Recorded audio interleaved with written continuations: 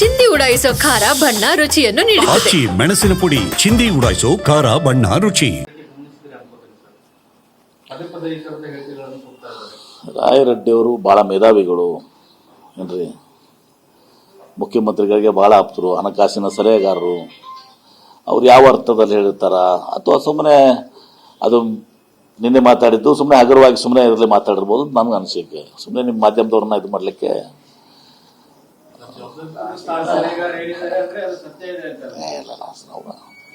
ಹಾಗೆ ಅಂಥದ್ದು ಯಾವುದೂ ಇಲ್ಲ. ಈಗ ಎಲ್ಲರಿಗೂ 55 ಕೋಟಿ ಕೊಡ್ತಾ ಇದ್ದಾರೆ. ಈಗ ನಾನು ಒಳಗೊಂಡು ಎಲ್ಲ MLAsಗೆ 50 crores ಕೊಡ್ತಾರೆ CM ಅವ್ರಿಗೆ.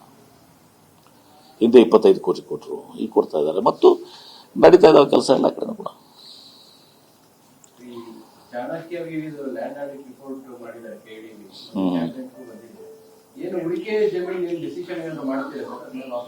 ನೋಡಿ, ಅದು ಚರ್ಚೆ ಆಗಿದೆ. ಈಗ ಅದು ನಾನು ಜಾಸ್ತಿ ಮಾತನಾಡಕ್ಕೆ ಬಯಸೋದಲ್ಲ. ಕ್ಯಾಬಿನೆಟ್ನಲ್ಲಿ ಒಂದು ನಿರ್ಣಯ ಆಗಿದೆ. ಈಗ ನಾವು ಚರ್ಚಿಸಿ ಸೂಕ್ತ ಕ್ರಮ ಕೈಗೊಳ್ತೇವೆ.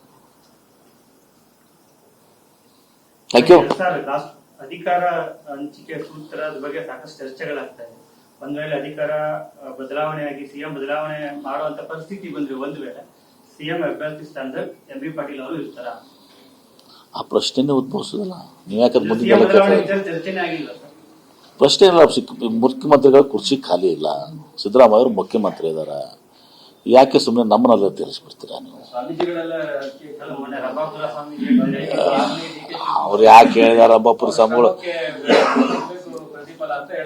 ರಂಭಾಪುರ ಸ್ವಾಮಿಗಳು ಒಂದು ಮಾತು ಹೇಳಿದ್ದಾರೆ ಸರ್, ಗ್ಯಾರಂಟಿ ಯೋಜನೆಗಳಿಂದ ಅಥವಾ ಉಚಿತ ಯೋಜನೆಗಳಿಂದ ಜನರು ಸೋಂಬೇರಿಗಳಾಗಿದ್ದಾರೆ, ದುಡ್ಡು ತಿನ್ನುವಂತ ಮನಸ್ಥಿತಿನೇ ಹೋಗ್ಬಿಟ್ಟಿದೆ.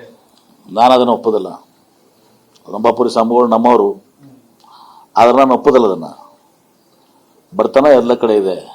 ಬಹಳಷ್ಟು ಹಳ್ಳಿಯಲ್ಲಿ ನಾವು ನೋಡ್ತೀವಲ್ಲ, ಪಾಪ ಊಟಕ್ಕೂ ಗತಿ ಇರಲಾರ್ದಂಥ ಜನ ಇದ್ದಾರೆ, ಬಡವರಿದ್ದಾರೆ. ಅವ್ರಿಗೆ ಈ ರೇಷನ್ ಕಾರ್ಡು ಇದೆಲ್ಲನೂ ಕೂಡೋದ್ರಿಂದ ಬೆನಿಫಿಟ್ಸ್ ಆಗ್ತದೆ.